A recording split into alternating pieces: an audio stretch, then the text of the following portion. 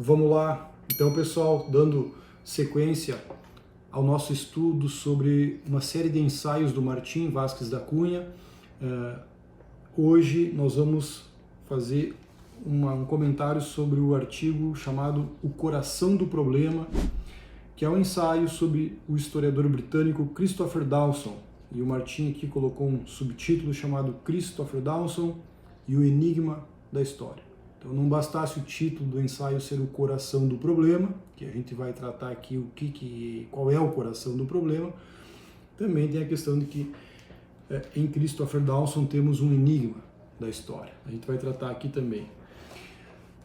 Primeira coisa, se no ensaio do Martim sobre o Yuval Harari ele fez uma análise crítica, né, da contribuição do pensamento e dos objetivos do Harari, né, um guru aí da atual ordem mundial, aqui nesse ensaio sobre Christopher Dawson, nós temos um Martim fazendo um enaltecimento da contribuição historiográfica do pensamento do Christopher Dawson. Então aqui realmente é um ensaio elogioso, porque na perspectiva do Martim, como a gente já sabe, né, um dos eixos da obra do Martim é a questão da liberdade interior, é a questão do problema do mal, da ambiguidade da existência humana.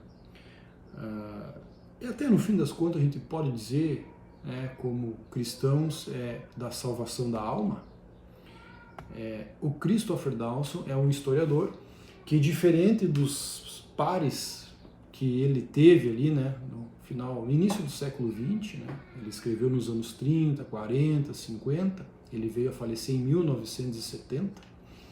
Então é um autor que escreveu entre a Primeira Guerra Mundial, por ali em diante, os anos 20, os anos 30, então no final dos 30 e 40 eclode a Segunda Guerra Mundial, e é nesse ambiente que se consuma a jornada biográfica e intelectual do Christopher Dawson, inglês, que viveu essa tensão histórica, existencial, aí da Primeira Guerra, a Grande Depressão, a Segunda Guerra Mundial e os desdobramentos pós-Segunda Guerra Mundial.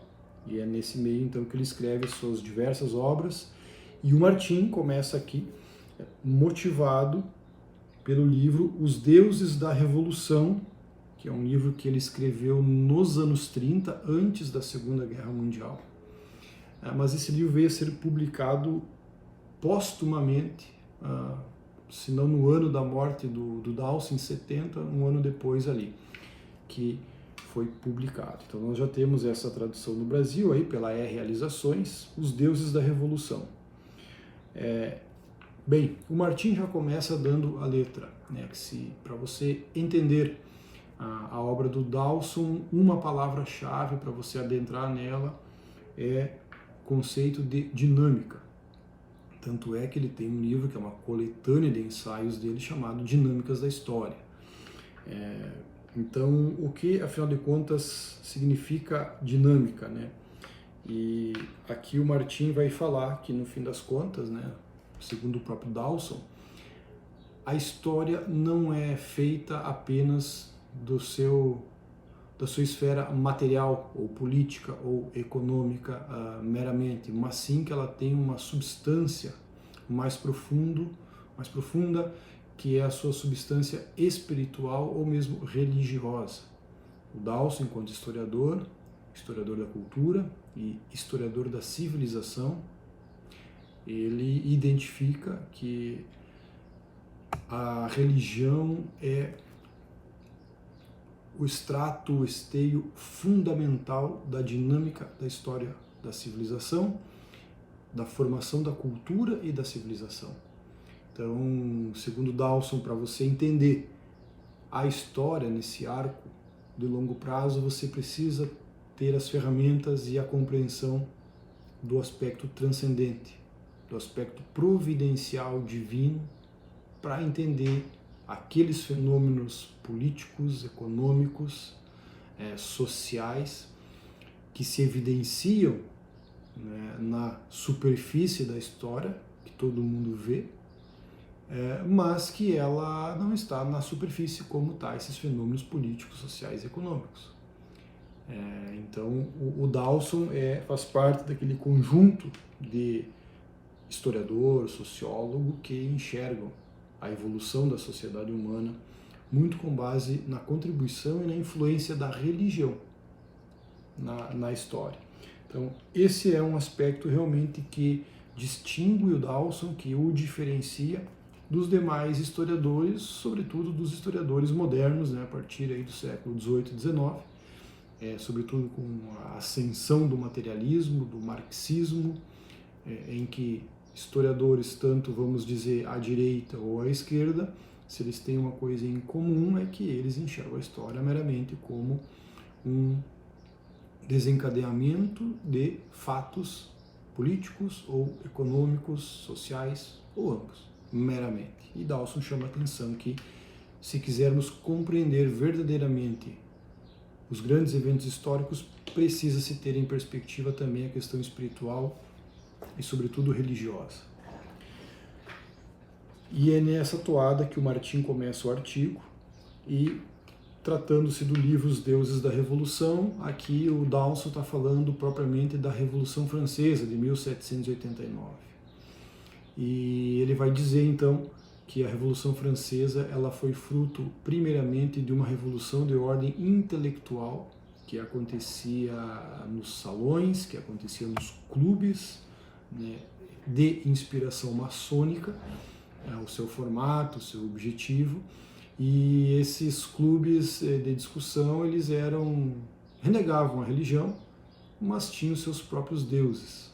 A razão sendo um deles, a democracia sendo outro, os fatores abstratos e conceituais da era do iluminismo. Então, esses são os novos deuses da razão humana, e os deuses, né, da revolução, e eles nascem de uma casta, uma pequena casta, uma pequena elite intelectual que sobrepuja a influência e a presença da religião na sociedade e endeusa outras entidades. E por aí vai o texto. Então há toda uma análise a respeito desses clubes de debates lá na França, como por exemplo a Sociedade dos Amigos da Constituição, que foi o primeiro clube que se estabelece, depois eles fundam o Clube dos Cordeliers e por fim as Sociedades Fraternas. Tudo isso dentro daquele espírito jacobino, uma certa direita, e ela vai se subdividindo, vai se afunilando até culminar aí na própria Revolução Francesa. E desse modo já começa uma nuance importante aqui da dinâmica da história, que o Dawson preza muito, que é a complexidade dos fatores que fazem a história acontecer. Não é propriamente uma entidade única e macro que guia o condicionamento dos fatos históricos, mas sim a complexidade, a trama, que gera, no fim das contas, aquela revolução. Então, o Dawson vai dizer que dos jacobinos vai se subdividindo pequenos grupos com agentes individuais muito bem identificados que vão construindo, né, uma teia de novas ideias, e isso lá na frente, no fim das contas, no curso da história, faz com que eclode uma revolução como foi a própria Revolução Francesa. Então, o Dawson mapeia esses fatores heterogêneos, complexos, descentralizados, e que vão combinar em fatos realmente revolucionários e tal. Então, ele comenta muito sobre esses clubes por aqui. Daí em diante, vale a pena estabelecer que o coração do problema é justamente a percepção de que a história se movimenta levando em conta tanto as revoluções de ordem intelectual quanto espiritual. E aí o Martim já anuncia aqui um paralelo com o próprio Brasil de 2013 a 2023, que experimentou uma revolução intelectual na direita, que em 2018 levou Bolsonaro ao poder. O Martin pontua isso, ele faz na verdade um paralelo com os 10 anos que antecedem a Revolução Francesa, com aquele movimento de revolução intelectual antes de acontecer a revolução política, econômica. E o Martin diz que 2013 e 2023 também é um período análogo àquele que antecedeu a Revolução Francesa, de efervescência de ideias em círculos menores, mas que vão tomando uma musculatura que acaba influenciando o debate, as discussões políticas e a política em si mesmo. E ele cita 3 fatos, 3 eventos, frutos dessas discussões prévias de ordem intelectual. Trump nos Estados Unidos em 2016, o Brexit na Inglaterra também em 2016 e a eleição do Bolsonaro no Brasil em 2018. E fiquem marcado com o Trump e o Bolsonaro, que logo à frente o Martin de novo vai buscar esses 2 fenômenos como ilustração de novas revoluções que estão acontecendo no mundo hoje. Inclusive, a volta do Trump agora em 2024 à presidência dos Estados Unidos, também com a maioria na Câmara, no Congresso, no Senado e inclusive na Suprema Corte Americana, é um fato novo que vai vir na toada do que o Martin está falando aqui, como uma terceira fase desse fenômeno da revolução, uma vez que tivemos a Revolução Francesa, tivemos depois uma revolução pós-moderna, né, ou cultural ali dos anos 60 em diante no mundo, do progressismo de esquerda, mas que parece ter encontrado de alguma forma o seu fim com Trump, Bolsonaro, e vão pegar o Brexit como símbolo também. E agora, com a volta do Trump, parece que se reforça a consolidação desse novo momento. E vamos ver aqui qual é que é a opinião do Martin sobre essa terceira fase da revolução agora com Trump e Bolsonaro.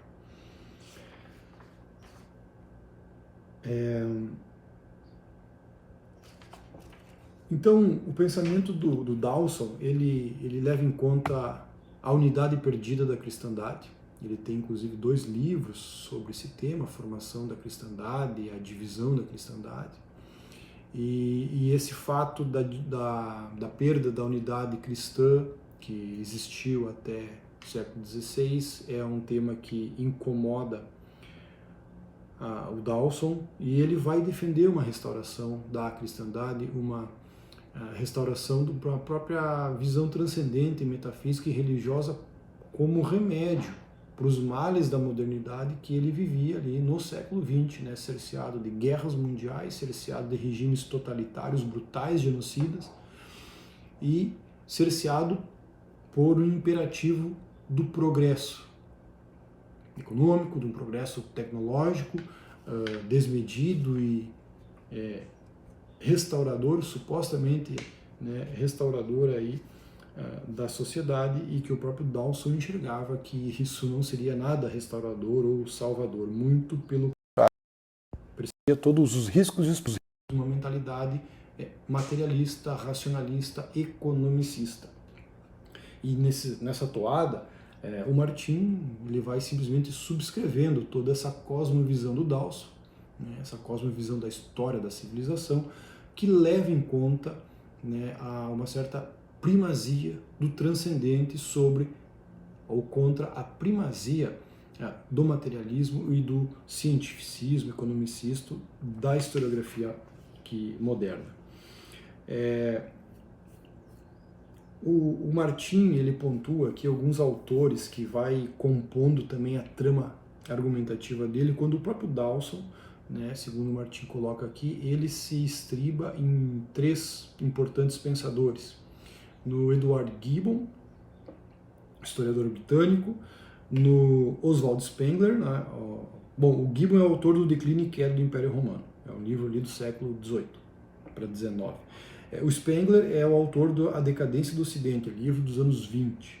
E Santo Agostinho, com o livro Cidade de Deus, né, e o Martim vai dizer que são 3 esteios que sustentam muito da intuição e da obra mesma do Dawson, pegando em Gibbon a clareza, a clareza da escrita, enfim, o Spengler um certo pessimismo existencial, e o Santo Agostinho, na verdade, é entendimento que a história é um drama cósmico, um embate entre a cidade dos homens, dominado pelo orgulho diabólico, e a cidade divina, voltada para a abertura amorosa da alma rumo ao transcendente. Então, Dawson tem esses elementos na sua perspectiva de analisar a história da civilização. Mas o que de fato molda e intriga o Dawson, que vai estar aqui na obra dele, é a experiência dele com a modernidade, né, que foi o que moldou a compreensão dele do que ele veio a chamar depois de O Julgamento das Nações, que é o título de um outro livro dele, né, que na verdade o Julgamento das Nações ele escreve ali no tocante a esse momento do período da Primeira Guerra Mundial e da Segunda Guerra Mundial, praticamente uma época da história do século XX apocalíptica. No meio disso, a emergência de regimes totalitários na Rússia, na União Soviética, então, na Alemanha, na Itália.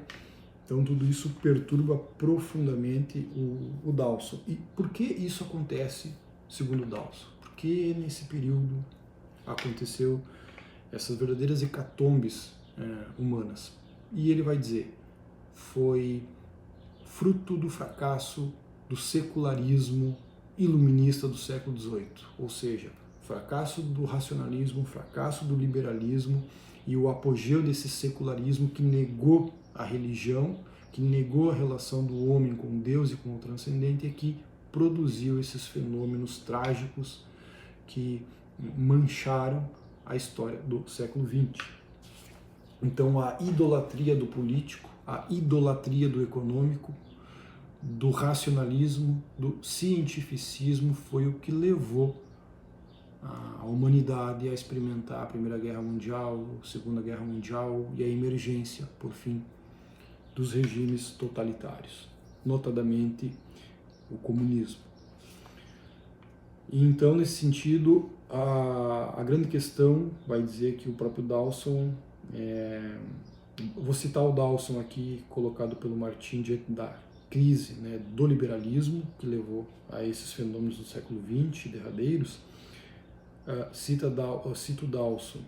Mas se, como argumentamos, o fracasso da civilização moderna está diretamente direcionado ao seu secularismo e à perda dos valores espirituais, é inútil criar esperanças em remédios, por mais drásticos, que ignorem esse problema fundamental. Portanto, há mais oportunidade do que antes de afirmar a alternativa cristã de renovação e de ordem espirituais. Aqui está o centro do problema, né? O coração do problema para o Dawson. Quer dizer, a solução para a ordem política, econômica e social não é mais liberalismo, mais democracia, que é soluções gnósticas, como foi abordado no ensaio anterior, que tem o vídeo aqui no canal em que o Martim fala sobre a questão do gnosticismo. Mas a solução é o que o próprio Martim vai chamar a política do espírito, a vida do espírito. Então, a restauração da transcendência. E aqui a questão que eu me coloco é, legal, entendi, mas como? Como é que se concretiza a tal da restauração da cristandade? Como que se realiza, como que se produz uma restauração da transcendência na ordem social, na política, na economia, na vida comunitária, se é que existe vida comunitária ainda, né? Então essa é uma questão que fica. Então o Martim arremata essa parte falando o seguinte: o liberalismo foi o solo em que surgiu o novo Leviatã, um monstro estatal tecnocrático que abstrai a natureza humana, do qual os totalitarismos nazista e socialista se apropriaram com sucesso para persistirem na humanização completa e na casca vazia de um corpo dotado apenas de um coração de lata. e os primeiros vislumbres desta criação pervertida foram vistos dentro do ventre da baleia, que foi a Revolução Francesa. Então aqui a gente passa para uma segunda parte do ensaio, e o Martim começa a falar do livro Julgamento das Nações, mas já coloca aqui a segunda palavra-chave para a compreensão da perspectiva do Dawson em enxergar a história, que é o conceito de providência divina. Quer dizer, a história acontecendo mesmo diante desses dramas, como a Revolução Francesa, a Primeira Guerra Mundial, a emergência dos totalitarismos, a Segunda Guerra Mundial, no meio de todo esse apocalipse, existe a atuação da providência divina. E por mais que os homens que estão a favor de um lado ou combatendo o mal pensem que estão coordenando a história, mesmo assim, Dawson vai dizer que no fundo o que realmente coordena é a providência divina. Meio que, falando então que as intenções e os esforços do ser humano acabam sendo secundarizados. É a providência que prevalece mesmo no contexto do caos. E essa primazia da providência, o Dawson vai se inspirar muito na visão de dois intelectuais. O Joseph de Maistre, que viveu a Revolução Francesa, e o poeta inglês William Blake, que viveu um pouco também no período da Revolução Francesa e nos anos de 1800 em diante ali. Porque o Joseph de Maistre, em que pese ele ter sido um adepto do idealismo revolucionário, liberal e iluminista de início, depois ele se converte e também vai ter essa intuição, a percepção da primazia da providência na história, mesmo diante do caos. Só que o de Maistre estava compreendendo isso enquanto a Revolução Francesa estava acontecendo. A primeira grande revolução, a inauguradora da modernidade. Diferente dos regimes totalitários ali no século XX, que nós já estávamos vivendo uma segunda fase do período revolucionário. Tivemos a Revolução Francesa na esfera política, a Revolução Industrial na esfera econômica, e aí depois vem os regimes totalitários, no qual Dawson estava imerso. Mas o Joseph de Maistre estava imerso na Revolução Francesa. Então, realmente um contexto extremamente perturbador da vida humana, da alma humana. E ele percebia esse predomínio de forças impessoais que guiavam a história, ou mesmo, então, dessa presença providencial, mesmo diante do caos. E aí o Dawson se inspira em Joseph de Maistre. Ainda que a solução para o Dawson não vai ser uma solução racionalista, como o Maistre vai sinalizar, e é aí que ele pega William Blake. Poeta, o artista, o escritor William Blake, que também de início influenciado pelo idealismo, pelo liberalismo do século XVIII, e também envolvido num esoterismo. O Blake, no fim das contas, se converte ao cristianismo. E ele vai ir por um outro lado de encaminhar a solução para esse problema da política e da desordem do mundo, desordem advinda de uma desorientação espiritual, de uma desconexão com o sagrado e do império da razão, então. E o Blake vai sinalizar mais para um mundo da imaginação, se nós quisermos dizer aqui, da arte.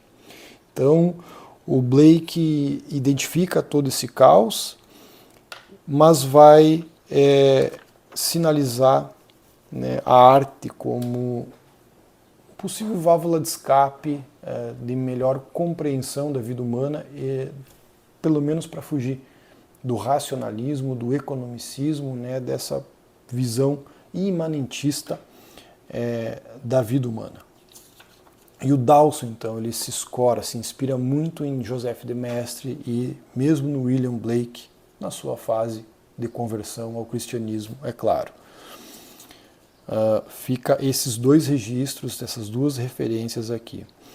Então, Dawson percebe que após o surgimento do liberalismo, da democracia e do secularismo, passou a existir um novo tipo de divindade, o Deus selvagem do Estado Leviatã, que devora a todos, absorto e sedutor na sua fé ideológica em raptar justamente o que os seguidores deste culto têm de mais precioso, seus corações.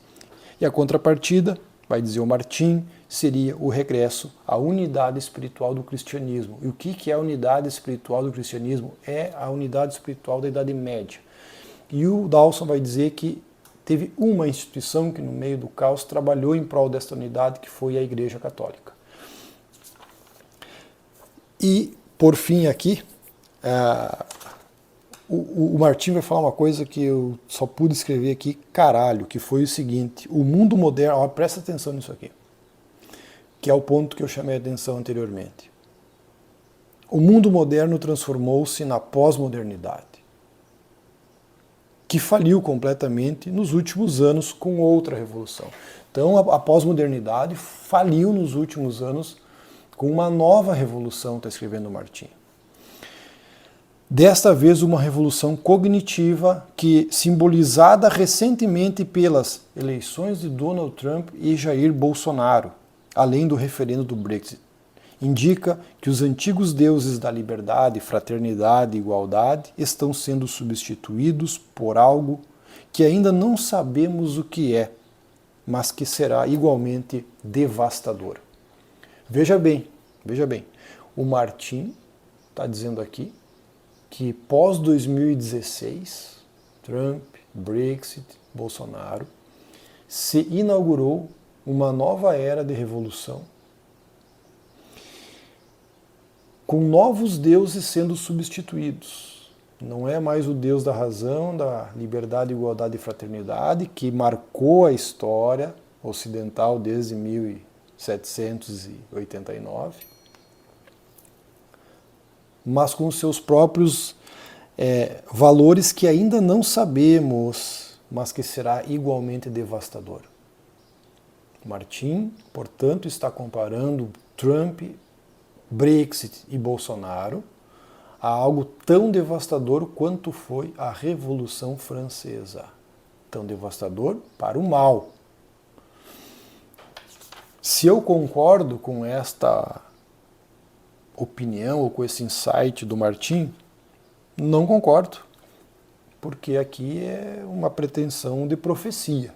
Ele está lendo o que foi a Revolução Francesa, os elementos motivadores da Revolução Francesa, que é de ordem intelectual e com base espiritual, e o Martin está claramente dizendo aqui que Trump, Bolsonaro, esse populismo de direita no mundo, dito de outro modo, tem as mesmas origens. É uma revolução primeiramente de ordem intelectual, que afeta a realidade espiritual e vai trazer consequências nefastas. Essa opinião do Martin ela é extremamente grave, talvez irresponsável, só a história vai nos dizer se ele foi irresponsável ou se ele foi profético em dizer isso. Vamos ter que esperar mais algumas décadas para saber. Espero que não seja tão logo, mas enfim. A história, como diz Dawson e subscrita pelo Martin, ela sempre é conduzida pela providência divina. Então que assim seja, e o nosso tempo não é o tempo de Deus, portanto.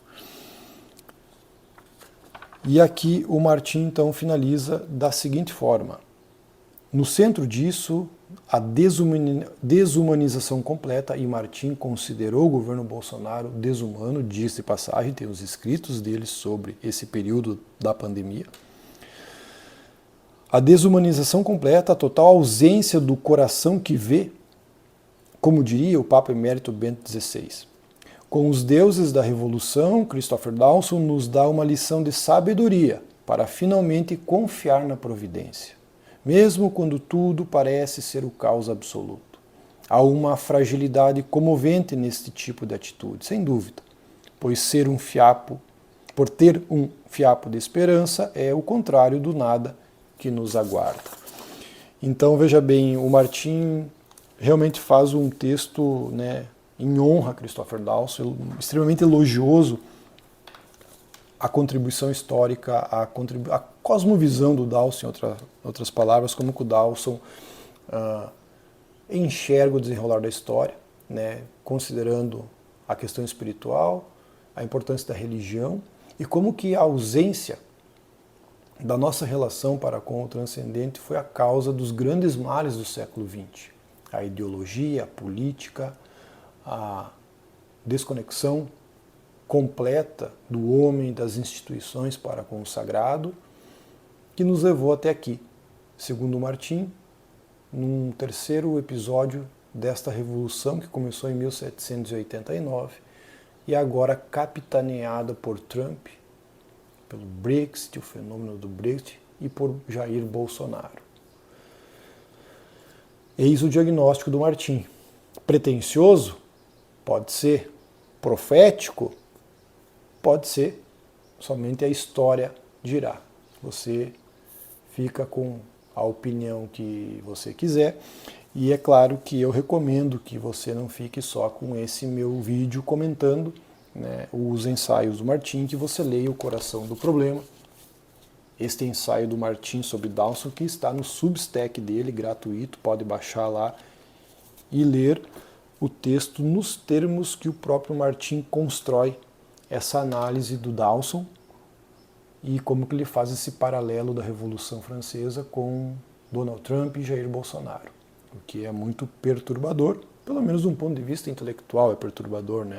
Se esse é um fato, é até difícil de você falar agora, né? Embora o Martin fale, mas eu acho que convém, né, ficar com o pé atrás e a gente não pode abraçar uma tese dessas de que Trump e Bolsonaro representam a Revolução Francesa 3.0. O Martin parece crer nessa abordagem. É o que ele está dizendo aqui. E aí, você acha que o Martin tem razão em construir esse paralelo ou é apenas um delírio? Qual é que é a tua opinião? Eu prefiro esperar. Óbvio que o Martin não é o dono da verdade, óbvio que ele não é um guru, longe disso. Quem pensar assim está simplesmente lascado. Afinal de contas, ele diz no final para nós confiarmos na providência. Então, assim faremos. Tá bom, pessoal? Era esse o comentário de hoje do artigo do Martin. Seguimos em frente comentando uma série de ensaios do Martim Vázquez da Cunha para nós chegar, quem sabe, aí no entendimento melhor, numa síntese, né, do que o Martin está tratando dos problemas do mal, da ambiguidade da existência, do exílio interior, da liberdade interior que ele tanto busca e preza, nesses ensaios em que ele analisa a sociedade, a história, a cultura e assim por diante. Então, por hoje era isso. Se você gostou, curta o vídeo, é importante para o YouTube captar a participação de vocês e divulgar para mais pessoas. Divulguem o canal, assinem o canal, para que mais pessoas possam vir aqui bater esse papo de coisas mais elevadas, mais interessantes do que o barulho do dia a dia das redes e da internet. Beleza, pessoal? Até o próximo ensaio, que será um ensaio muito interessante sobre a questão islâmica no Ocidente. Até lá!